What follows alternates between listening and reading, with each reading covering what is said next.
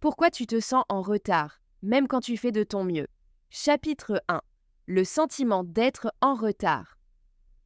Je me souviens très bien de ce sentiment. J'avais 22 ans. Rien ne semblait aller mal objectivement. Je n'étais pas pauvre, je n'étais pas malade. Je faisais ce qu'on attendait de moi. Travailler, apprendre, planifier. Et pourtant, chaque matin, je me levais avec cette impression étrange. La vie avait déjà commencé sans moi. Ce n'était pas un retard précis, pas une échéance claire. C'était un malaise diffus, une sensation que chaque instant que je perdais me mettait un peu plus loin derrière les autres. Je regardais autour de moi. Certains semblaient réussir plus vite, plus facilement, comme si leur route était déjà tracée. Moi, je tâtonnais dans le brouillard. Je lisais, je réfléchissais, je m'appliquais à m'améliorer. Plus je travaillais sur moi-même, plus le sentiment de retard grandissait. Et c'est ça le plus cruel, faire de son mieux sans jamais se sentir à la hauteur. Chapitre 2. Le poids des comparaisons. On ne te dit jamais clairement, mais dès un certain âge, le monde commence à te comparer à des standards invisibles. Tu devrais déjà savoir ce que tu veux. Tu devrais déjà être stable. Tu devrais déjà réussir. Personne ne le dit, mais tu le sens dans les regards, dans les conversations banales, dans les réseaux sociaux. Tu vois des gens de ton âge créer leur entreprise, voyager, publier leurs exploits. Et toi, tu te sens immobile. Chaque succès des autres devient un miroir douloureux de ton propre doute. Tu commences à croire que quelque chose cloche chez toi, que tu as raté le départ de la vie. C'est exactement là que naît ce sentiment d'urgence mal placé.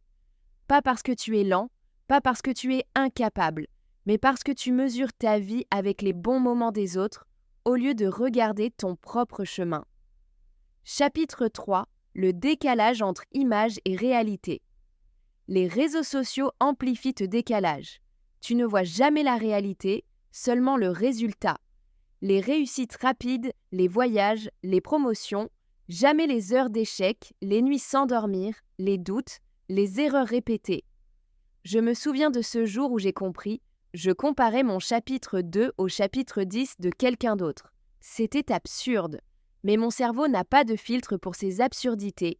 Il enregistre seulement l'écart, la distance, le retard supposé. Avant, je me comparais à mon voisin ou à un ami proche. Aujourd'hui, je me comparais au monde entier. Et c'est là que l'anxiété devient paralysante. La vie ne paraît plus comme un chemin. Elle devient une course contre des fantômes. Chapitre 4. La vérité qui libère. Voici la vérité brute. Tu n'es pas en retard. Tu es exactement là où tu dois être, à condition d'arrêter de regarder les autres. Le problème, ce n'est pas la vitesse de ton parcours, c'est la référence que tu utilises pour te juger. Chaque étape que tu franchis, chaque erreur que tu apprends, chaque moment où tu persistes, c'est un progrès. Même lent, même invisible pour les autres, même frustrant pour toi. La vraie question est, es-tu en train d'avancer ou t'attends-tu à être en avance? Chapitre 5. Comment réorienter ton esprit? Il y a un exercice simple mais puissant. Chaque soir, écris. Qu'ai-je accompli aujourd'hui? Qu'ai-je appris? Comment suis-je différent de hier? Pas de comparaison avec d'autres. Juste avec toi, avec ton chemin, avec tes progrès. La constance l'emporte toujours sur la vitesse. La plupart des gens abandonnent juste avant que les choses commencent à bouger. Continue, même si tu avances doucement, même si les autres paraissent plus rapides. Accepte ton rythme, respire et regarde ton évolution sur le long terme. Les jalons invisibles, les petites victoires, sont les véritables marqueurs de succès. Chapitre 6. Le sentiment de liberté. Quand j'ai compris cela, une sensation nouvelle est apparue, une paix que je n'avais jamais connue. La vie n'est plus une course, elle est un chemin personnel, unique, irréprochable dans son timing pour toi seul. Tu n'as pas à être en avance, tu n'as pas à impressionner. Tu dois juste avancer et comprendre que chaque pas compte, même les plus petits. Tu sens que ce sentiment de retard disparaît peu à peu. Il est remplacé par la clarté. Je suis là où je dois être, j'avance à mon rythme et c'est suffisant. Je me souviens encore de cette vérité comme si c'était hier. La vie n'est pas une course, elle est une direction.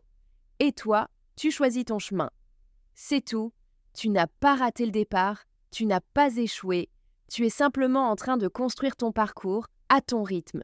Et ça, personne ne peut te l'enlever.